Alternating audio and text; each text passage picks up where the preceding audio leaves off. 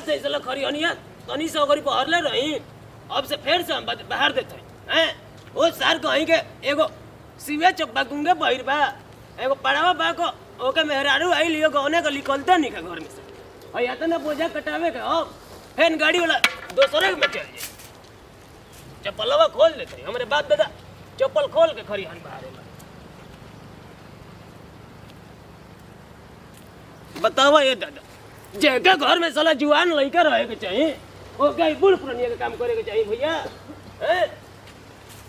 एकदम से सारा पड़ावा खत्म हो गलो मेहर माऊ हो गलो है सस हम तो जानते ना रहे करते बियाह ससुर कहीं के बदल जीवा हो दिन दिन में बतियले हम ओकरा से की लागत कि आई लई ऊपरवा से परी का भेजला हवाया भगवान है ओके जैसा ना धरतिया पे मेहरानुआ नहीं के सर जब देखो जब ओके मुहवे नहीं रखेलन आ घरवा में देखी लब 24 घंटा चटर मटर उठलाली मार के चलत है रे मटकी ओकरा जुआनी में आग लगो हम क्या भेजल है हमारे पेटवा पहाड़ हो हैं साला ओके देखी एगो गुंगो तो वो दाज करता साला गुंग बही रहे क्या करी करे को पड़ता जा ये बूढ़ी एक हमका छोड़ के चल गुलो अपने निश्चिंत सुतल हो हैं मन तो करो तो कि तो के आके पूरा गोजिए मुँह में धसोड़ दी हो हमको बोला ला है भगवान ऐसा हमारा जार नहीं के साथ हो हैं हमारे आँखिया से आंसू गिरा था रे दादा बताओ सबके बोझा कटा गई कालवे एको को भगवान टिप टिप पड़त रहे हमारे छतिया फाटत रहे अकेले भारत भारत हमारे हाथवा दुखाए लगत सार कहीं के पड़ा घर में सुतल में ए बे सार का उहिला सार के मरम न ओके भी मरम आ पड़ियो के मरम एकदम से खत्म हो गइल बिया ओकरा कोनो को तरी में लाजिन हां मम्मी गोड़ लागतनी हाँ ठीक बनी तू ठीक बालू हाँ ठीक बनी हाँ जी टेंशन का ले बड़ू हम बानी ना की हो हाँ तब के पूछे के दा हैं की हो मम्मी ही जी ठीक बा बाद में बात कर तनी ठीक बा लहंगा चाहिए तो ठीक बा लहंगा चाहिए के कर लहंगा चाहिए अब पूछे के बियाह है ना बाजी पचा में तो लहंगा मंगतड़ी हाँ खोला है नी ना हम बुचिया के टीका चाहिए लहंगा चाहिए हमरो के लहंगा चाहिए हाँ सालों में कमी नहीं बुझाता नहीं का सोलो गाने होई तो गुम का जाने का बुझला अपने आप के एकदम पगलैले रहेलन जान जाइन की आवेलन बाई में आ जालन बाई में के जन के तना शान रहेला कहां जाता है समझ में नहीं खाए एकदम मुआ के धो देतालन आदमी के घर में आवतलन तो वैसे ही खाना देनिए तनिए बिग देतालन ई तो बुझाते नहीं का जाने का काहे से तरले रहतलन हां जी के जाता तो वैसे तार के गोइला होन सबेरे ई पागल हो रहा घर से एकरा से लगलो भाई मारी और दी दे कोनो सब रउए के सनकावल हा छोट भाई हतन को करत है जति खाली रउए सनका के धो बोलबा कुछ तो पटकियो दी मारियो दी कोनो ठीक बा ओकर त मोथे कोनो सिव चोप का जाने का हो गेल ओकरा माथा में ओ दिनमा कहत रहे कि ए जी समझाई जी त समझावे के ना रहे अभी बताओ एकरा कहन लागी तनी हट जा भैया त ई शुरू करला तनी हट जा ई तो भेद दहिया ऐसे ही हम सुबेरे में खाना लेवे ओसे ही जैसे ही तैसे घर छोड़ के ऐसे छेड़ छाड़ के चल गेल हवन ओ घड़ी खाना सबेरे अरे छोड़ो ओकरा माथा के उतर माथा सही कहला गुंग बिहार एक नंबर के टेढ़ा होलसन टेढ़ा उ तो साला तनी को बड़ भाई ओकर हैनु ई शुरू करी अच्छा जल्दी छोड़ी हटाई चली खाना खा ली रउआ ना खानी तो हमरो भूख ना लागल चल हां चलो काढ़ा तो खा लियो चलो चल आई चलो काढ़ा ने भूख लागल बताओ हमर बड़ भाई आके हमारे आँखी के सामने बाहर तो ओ ससुर के गोतरी में लाज हो हैं ओके को बुझाते नहीं ए ससुर कहीं के कुछ देखियो के सीखे के चाहिए हो इनके लागू लगो बड़का भैया बाहर तवे को ना हम एजे बनी को बड़ भाई बाहरी इले के बाहर लगला हैं कैसे कहे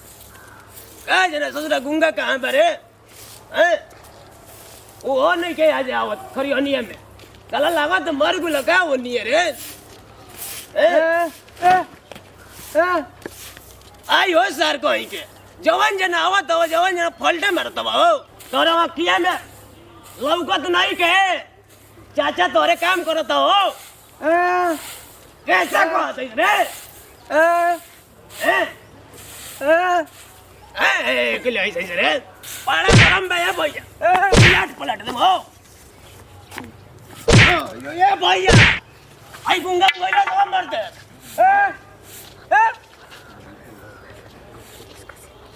आयो भैया तो हम गोल लगा तो यो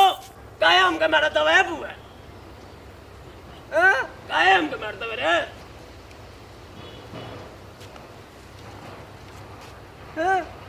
जाए हीरा मार के हमारे पूरे पीछे का इंजन आगा कर दिला हो। ए हीरा ये पूरा जवानी फॉल्ट मार दिलस। आज हमके नहीं के लगा तो के कौन पिया किया दिल का ए हीरा।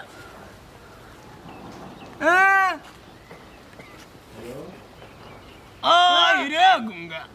तोहर कही इतना सा दिमाग कंप्यूटर जैसन काम करे लगो रे। वो दोनों बैठ के खाता हुए सोन तो के ना किले सया ससुर ऐसे कर रे।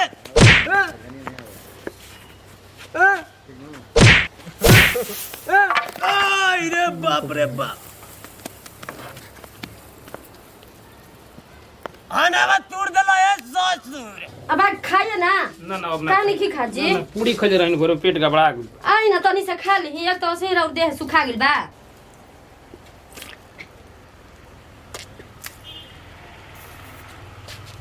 हां घर नहीं से खा लो का तना खा लो छोड़ न देनी इहे कह का तब बुझाते नहीं का जाने कतना खाता हम चुप तोरा रही। सब वहीं के बैठल खा लेने का जाने खाई ना कहां असली हमारे बाबू देह तू कल बनी न कल ही खाए के तो यही से देह सुखवा लेल बनी।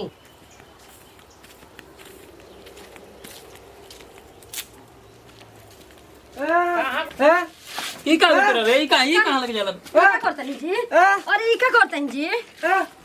खिसिया गेल बे घुमा कहां ले गेल का बात बरे का गेल बत का का लिया जातनी जी रो नहीं का भइल तो का कहनी एकदम पगला कुछ बताई बे। रे माई साला वैसे मरलो अनु जब जब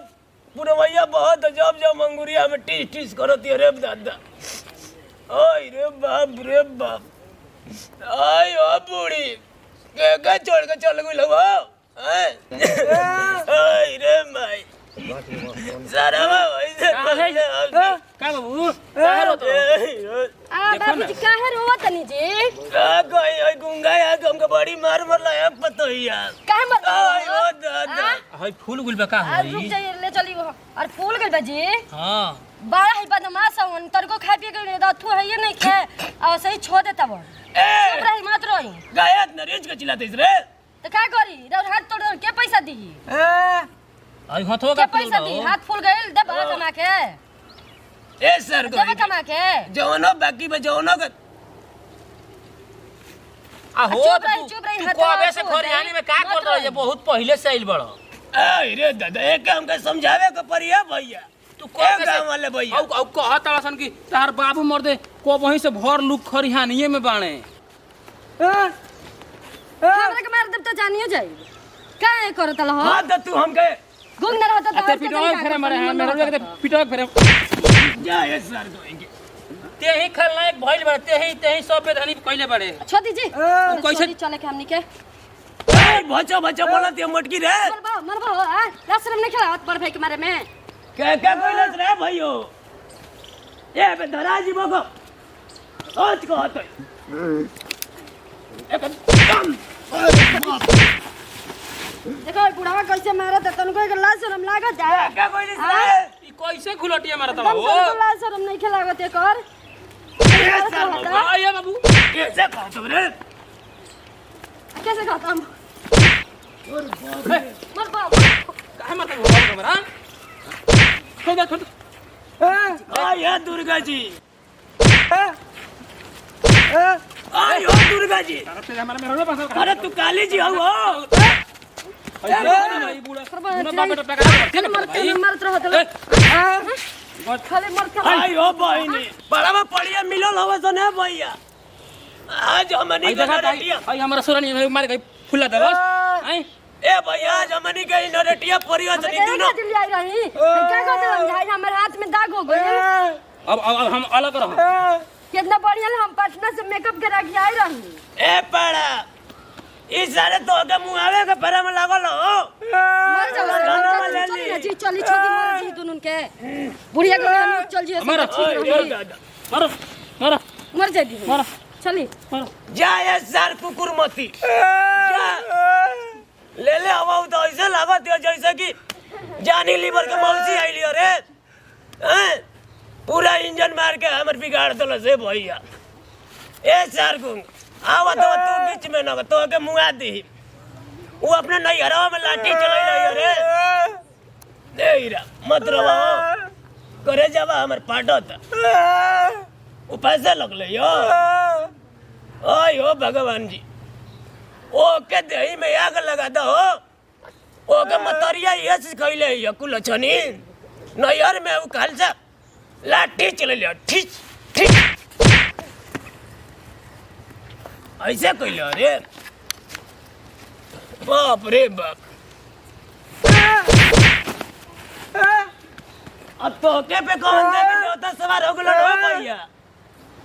तोरे अंदर में पड़ेत का घुस गुलो है हीरा तू ही दया को हमार छोट लइका दुलरुआ बड़ा हो जा ओ ससुर तू ऐसन के जमलवा आज को पूरा बुढ़ावे के इंजन फल्ट कर देला हम जा सही सरौ कहीं के जंगल में कटा मर जा